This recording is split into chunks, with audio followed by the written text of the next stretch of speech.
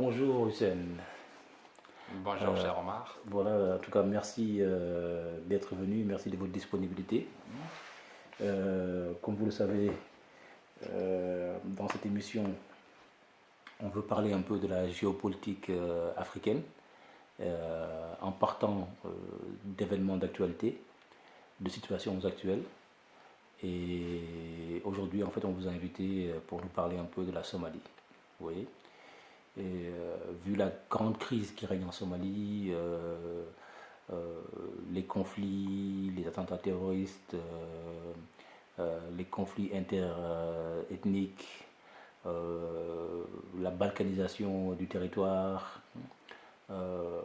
et quelles sont les perspectives, où va la Somalie, ou bien quel est l'avenir politique de la Somalie.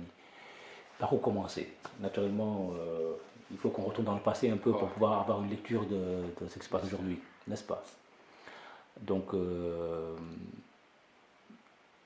s'est-il passé en Somalie? Comment analyser la situation? Merci Omar de m'inviter à cette rencontre qui est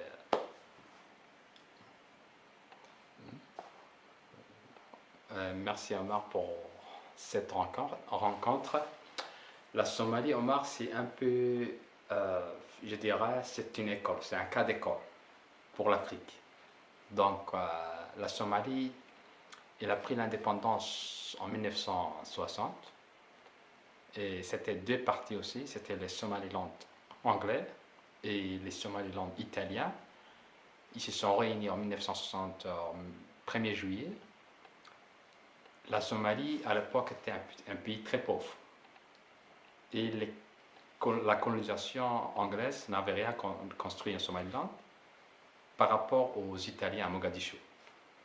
Les Italiens, ils avaient construit des zones d'agriculture.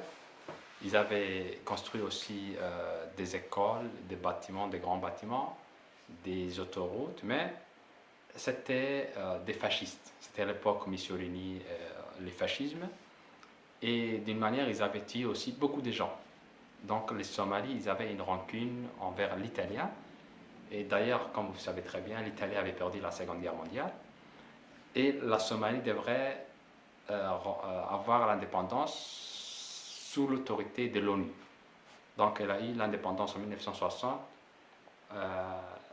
tout en étant deux administrations très différentes. Une administration, c'est-à-dire italienne, et une administration anglaise. Donc l'élite de l'époque devrait s'adapter à cette réalité qui était des langues différentes, des élites différentes, mais qui parlaient la seule langue qui était la langue somali. Et immédiatement, les Somaliens vont propager l'idée de la Grande Somalie. La Grande Somalie, c'était Djibouti, qui est maintenant une république djiboutienne. La Somalie occidentale, qu'on nomme maintenant la région éthiopienne, elle est en Éthiopie. Et la Somalie du Nord, c'est-à-dire NFD au Kenya, le district du Nord du Kenya, qui est aussi une partie somalienne. Donc, la République somalienne, qui était une petite république nouvelle, elle est allée aux antipodes du panafricanisme de l'époque. Le panafricanisme disait que toute l'Afrique doit se réunir. Et les Somaliens disaient que tous les Somalis doivent se réunir. Donc, il y a eu un choc. Et d'ailleurs, comme vous savez très bien, à Casablanca, il y a eu une conférence dans les années 60 concernant comment on doit gérer les nouvelles frontières. Et ces frontières-là, la Somalie n'a pas reconnu. Le seul pays qui n'a pas reconnu, c'était la Somalie et le Maroc. Donc la Somalie va se retirer de cette conférence. Et par après, la Somalie va aller en Italie chercher des armes. Les Italiens vont être un peu sceptiques parce qu'ils savaient la mentalité somalienne qui voulait avoir les deux régions qui n'étaient pas dans son giron, c'est-à-dire l'Éthiopie et le Kenya. On parle bien de la conférence de Casablanca et de Monrovia. Donc par rapport à l'organisation de l'unité africaine, les régionalistes contre plutôt les unitaristes. Les unitaristes. Voilà, donc Kwame Nkrumah, Gamal Abdel Nasser, et de l'autre côté, bon, Sékou Touré, Modibo, et de l'autre côté, en fait, on avait donc les Senghor, Houphouët-Boigny, et Nyerere, et tout ça, quoi. Donc c'est ça, hein. Donc Oui, c'était, voilà. Mais continuez. exact. Mais la Somalie n'était ni régionaliste, Mhm. c'était un cas unique. C'est pour ça que je dis la Somalie, c'est un cas d'école. Mhm. Elle n'a pas été régionaliste ni unitariste. Donc pas panafricaine du tout. Non, elle était aux antipodes. Mhm. Elle voulait d'abord la Grande Somalie, par après, elle devrait être soit régionale Ok. Et l'Éthiopie et le Kenya, qui étaient des pays nouveaux aussi, et la France qui était à Djibouti aussi, se méfiaient. Les Italiens ne vont jamais armer l'armée somalienne, et la Somalie va chercher dans la géopolitique internationale, qui était à l'époque le communisme et le capitalisme, ils vont aller aux États-Unis, le président qui sera tué par après, Kennedy. Abdelrachid Ali, qui a été tué aussi, assassiné en Somalie, après Kennedy. Ok. Il était parti en 1960 65 je pense, aux États-Unis. Les États-Unis vont refuser d'armer l'armée somalienne. Ils vont accepter seulement la police. Parce que les Américains, ils avaient une relation diplomatique avec l'Éthiopie. Donc ils ne voulaient pas qu'une guerre commence directement dans cette région, qui était hautement stratégique à l'époque. La Somalie, par après, elle va être petit à petit sous l'influence des soviets. Mais le gouvernement était un gouvernement démocratique, il y avait des élections, il y avait des tendances qui étaient pro-occidentales, des tendances qui étaient communistes, et le gouvernement va essayer d'être équilibré entre ces tendances-là. Mais le président Abdelrachid Ali Salman sera assassiné en 1969 par son garde du corps. Jusqu'à présent, personne n'a élucidé pourquoi il a été assassiné. Il y aura un Premier ministre qui va conduire le gouvernement pendant 4 jours. Et le 4e jour, il y aura un coup d'État. Et c'est le général Siad Barre qui va arriver au pouvoir. Et immédiatement, il va instaurer le communisme. Là où il va appeler le socialisme scientifique. Donc, normalement, on appelait ça le socialisme, mais lui, il va ajouter scientifique, mais ce sont des mots qui étaient à l'époque pour lui. Des slogans, quoi. Des slogans parce que les peuples somaliens étaient musulmans, le communisme était athée, donc il fallait trouver un mot, donc il a appelé le socialisme scientifique. Donc, et immédiatement, l'armée va dissoudre le Parlement, va dissoudre la démocratie, ils vont enfermer tous les démocrates, ils vont faire exiler tous les intellectuels, ils vont appeler les nouveaux hommes, c'est-à-dire les soviets, ce qu'ils appelaient les nouveaux hommes, et les nouveaux Somalis. Donc ils vont instaurer la langue somali, qui sera la langue officielle de l'État, et petit à petit, le pays va se reconstruire économiquement, militairement, alimentairement. La Somalie sera autosuffisante en 1974-5. Et le pan-somalisme qu'il était déjà là, l'armée va instrumentaliser. Une question. Donc, en instaurant la langue somali comme langue nationale, donc la Somalie a été quand même pionnière en Afrique. Exact. Mais elle n'était pas pionnière, je dirais. Elle était le deuxième pays. C'est l'Éthiopie qui a été le premier pays qui travaille dans sa langue. Mais l'Éthiopie n'a jamais été colonisée. L'Éthiopie n'a une partie de l'Éthiopie. Oui, partiellement. Oui, partiellement, mais l'Éthiopie, dans l'Éthiopie exacte, n'a pas, c'est-à-dire la région Addis Abeba, toute cette région n'a pas été colonisée, c'est vrai. Mais l'autre partie là a été colonisée. La Somalie suit cette logique. Et d'ailleurs, l'Éthiopie, il y a à peu près 80 ethnies, mais en Somalie, il y a une seule ethnie. Quoique il y a des clans. Donc tout le monde parle la langue somalienne. Donc c'était homogène. C'était homogène. Voilà. Donc c'était très facile aussi. Ouais. Et le gouvernement instaure la langue somali, qui deviendra la langue officielle de l'État. Il y aura une élite qui est totalement déconnectée de l'élite occidentale. Et d'ailleurs, l'écrivain anglophone Noureddin Farah, qui sera exilé par après en Afrique, au Nigeria, il va quitter la Somalie. Il y aura une rénovation culturelle, politique, économique, mais très militaire aussi. ils vont procéder à renouveler l'idéologie qui disait que tous les Somalis devraient se réunir. Et Siad Barre, le général de l'époque, qui était aussi le président, l'omnipotent, c'est-à-dire le père de la nation, quoi qu'on a connu partout en Afrique que des pères, comme si on n'avait pas de pères. C'était à l'époque d'Afrique où il n'y avait que des pères. Donc, les Nkrumah, Mais le père Houphouët-Boigny, Kenyatta, le père Kenyatta. C'était à l'époque où l'Afrique avait beaucoup de pères. Donc c'était par rapport au renouveau. Au renouveau. Donc, Oui. La Somalie devient autosuffisante. Les soviétiques s'installent. Et la mer Rouge et l'océan Indien sont contrôlés, je dirais, par les Russes, par les soviétiques. Et dès là, les Américains voient une menace dans la région. C'était Djibouti, les Français étaient là.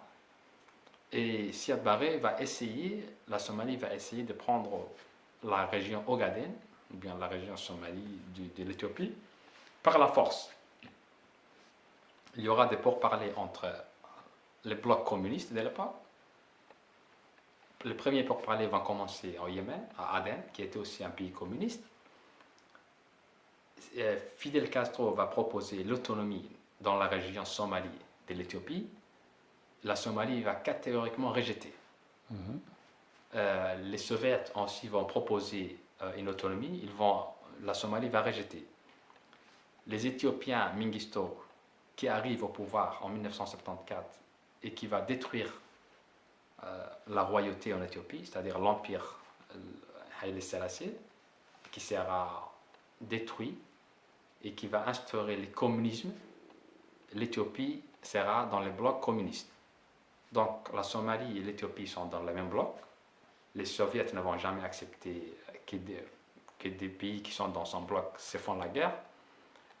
La Somalie va faire la guerre à l'Éthiopie, tout en dénonçant le pacte qui le liait aux Russes, c'est-à-dire aux Soviétiques. Les Américains vont immédiatement s'immiscer dans cette situation, tout en proposant leur aide aux Somalis, c'est-à-dire il y aura le groupe qui s'appelle les Saoudiens, les Pakistanais, l'Iran du Shah à l'époque. Les Américains vont proposer un soutien inconditionnel aux Somaliens. S'ils se retirent du pacte de Varsovie et qu'ils rentrent dans les girons capitalistes. Et il peut faire la guerre aussi. On lui fait comprendre qu'il peut faire la guerre aussi aux Éthiopiens pour récupérer son territoire. Point à la ligne. Et ça sera un fiasco. Les Russes vont refuser. La guerre va commencer immédiatement. La Somalie va envahir l'Éthiopie.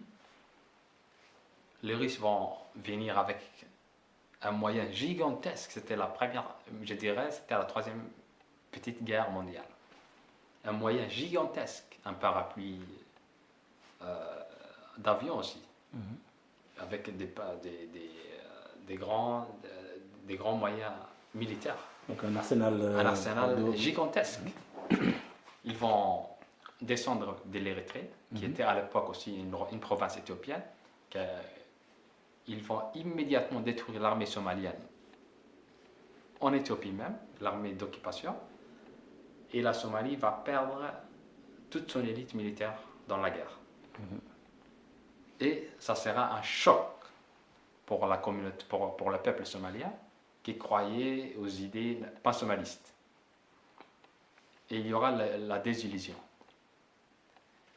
Et l'armée était très démoralisée, déconstruite. Elle avait perdu presque 80% de son arsenal aussi dans l'Éthiopie, même parce que les Soviétiques, eux qui avaient armé, ils savaient bien les matériaux de l'armée somalienne. Et ils ont tout... les Soviétiques vont proposer que les Somaliens se retirent de l'Éthiopie sous peine d'être écrasés. Mais la Somalie va refuser et l'armée somalienne va être écrasée. Et d'ailleurs, il y aura des officiers qui vont retourner de l'Éthiopie qui vont essayer de faire un coup d'État au général Siad Barre en 1978. Ok. La guerre a commencé en 1977. En 1978, quand la défaite est arrivée, les généraux qui retournaient, il y aura certains qui vont dire c'est monsieur-là, on doit l'enlever. Et le coup d'État sera raté. Ils seront tous décapités. À part un colonel qui s'appelle Abdullah Youssouf et qui sera récemment un président. Ce colonel-là va s'enfuir. Et il va être président où? Au Somalie en 2004 jusqu'au 2009. Ok. Mais il était colonel, lui. C'est le seul type qui a pu s'enfuir. Qui a survécu. Et il est parti en Éthiopie. Il va rencontrer les Russes, Kadhafi qui avait aussi une agence là-bas, son ambassade. Et donc, ils vont commencer à détruire Siad Barre, qui a été pour eux le traître. Le du traître bloc par rapport à quoi? au communisme. Ok. Parce qu'il était dans le bloc, il s'est retiré du bloc. Donc, pour eux, c'était un ennemi à abattre. Mais Kadhafi n'était pas communiste. Kadhafi, il était lié au bloc socialiste. Ok.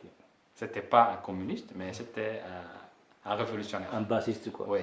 Donc pour lui, la Somalie était un État révolutionnaire et le devenir réactionnaire. Donc il fallait l'éliminer. Le Yémen du Sud, qui était Aden, était communiste aussi, était contre la Somalie. Donc il y aura tout.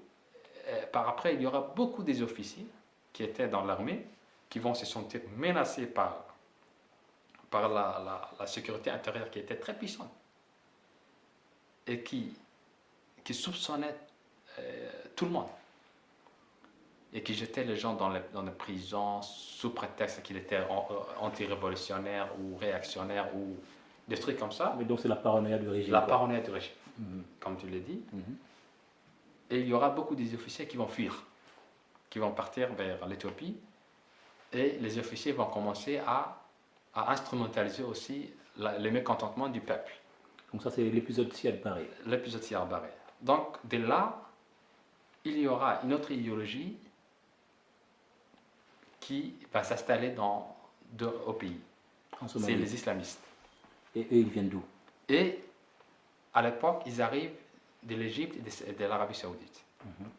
Comme le régime était empêtré dans des situations qui étaient très complexes, géopolitiquement, il avait perdu. Militairement, ils avaient perdu. Politiquement, la cohérence n'existait plus. Le peuple est très mécontent. L'économie est presque effondrée. Et le gouvernement, il y a la paranoïa. Il met en prison tous les intellectuels qui critiquaient. Donc les islamistes arrivent au pays. Mais ils sont des deux tendances. La tendance frériste et la tendance salafiste. Donc la tendance frériste qui vient d'Égypte sûrement. Sûrement. Et La tendance salafiste arrive de l'Arabie Saoudite. Donc ils commencent à prêcher dans les mosquées, dans les grandes villes, dans les mosquées. Pour eux, ils étaient neutres. Donc le gouvernement ne voyait pas la menace. Et d'ailleurs, le peuple n'était pas aussi... ne suivait pas ces tendances-là parce que le peuple était très soufi. Donc il y avait la tendance soufi qui était forte, donc on ne le voyait pas comme menace. Ils vont commencer à construire les réseaux petit à petit, de 1980 jusqu'à 1990. Toute cette période-là, le régime est empêtré dans des situations financières, économiques, politiques dégradantes. Il emprisonne les intellectuels, les récalcitrants, les chanteurs, les artistes, les officiers, les bureaucrates qui sont soupçonnés d'être réactionnaires ou en connivence avec l'ennemi. Donc, ces groupuscules-là, les fréristes et les salafistes, vont construire les réseaux en profitant de ces situations qui étaient très chaotiques. Il y a des rebelles qui rentrent dans le pays, qui font des pillages dans certaines régions, qui détruisent et qui pillent les gens. Et en 1991, le bloc communiste mondial s'effondre. La Somalie s'effondre sous les coups de ces blessures. les rebelles prennent les pouvoirs à Mogadiscio. La Somaliland déclare son indépendance, c'est-à-dire la Somalie du Nord, qui se voyait marginalisée depuis 1960 dans tous les régimes démocratiques ou bien militaires. Et ils ont déclaré immédiatement, en 1991, mai 18, l'indépendance. La Somalie du Sud rentre dans une période très sombre. Il y aura les rebelles des SSDF, il y aura les rebelles des USC, des généraux Aidid, il y aura les rebelles des SPM qui vont prendre le sud du sud à côté des Kenya, les Kismayo. Il y aura les rebelles des RRO qui vont prendre aussi le sud-ouest. Donc tous ces rebelles-là vont s'entretuer. Et ils vont tuer aussi le peuple. Il y aura le massacre à Mogadiscio. Mogadiscio, Aidid veut contrôler les pouvoirs. Et il y aura un gouvernement qui sera instauré à Djibouti, le gouvernement d'Ali Mahdi. Les Italiens, les Égyptiens vont concocter un gouvernement de la diaspora, mais Ali Mahdi était le vice-président du rebelle USI, de Jamal Aidid.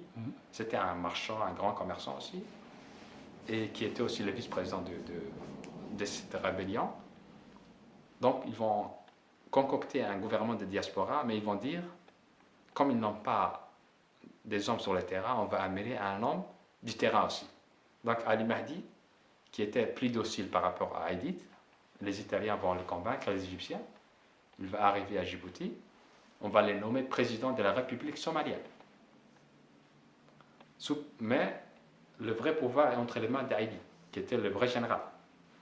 Donc là, Aidid va faire des dégâts. Il ne va pas reconnaître le gouvernement d'Ali Mahdi. Il va commencer immédiatement à massacrer les tribus qu'il considérait comme menaces, c'est-à-dire la tribu de Darot. Ok, la tribu donc d'Al-Mahdi. La tribu de Siad Barre, qui était la tribu l'élite intellectuelle et la richesse. Donc il va commencer à les massacrer à Mogadiscio. Comme cette élite et tous les autres clans qui n'étaient pas de ces clans-là vont aussi fuir. Et aller fuir pour aller où? Ils vont aller vers le Kenya. Et les États-Unis aussi beaucoup. Oui, par après, ils vont s'installer dans un camp de réfugiés. Les Américains vont ouvrir leur immigration pour tous les Somalis qui ont quitté la guerre civile en Somalie. Et Aidid, tout en nettoyant les Darod, va installer un pouvoir. Et Ali Mahdi, qui était du clan Hawiya, lui aussi il est du clan Hawiya, il va se dire, mais c'est quoi ça? Donc, normalement, c'était lui le président. Et Ali Mahdi va dire, non, tu n'es pas le président, moi je suis le président reconnu internationalement, toi tu étais un général rebelle. Donc, comme on a le pouvoir, on est des cousins, tu m'installes. Et Aidid, il sera offensif. Et comme les Somaliens sont des nomades, ils ont un certain honneur, il va dire, ce type-là, il t'a trahi. Donc, le problème, c'est que les Hawiya, ils sont au centre et au sud de la Somalie. Mogadiscio est au sud. Aidid est du centre. Ali Mahdi, il est du sud. Donc, son clan est très présent dans le sud. Et la capitale est dans le sud. Donc, Aidid, il va se dire, mais comment tu fais? Tu as chassé les Darod, les autres clans de la Somalie. Donc, ces clans-là, ils sont armés, ils sont avec lui. Et ils sont de la même famille aussi. Et de là, il va commencer à déroquer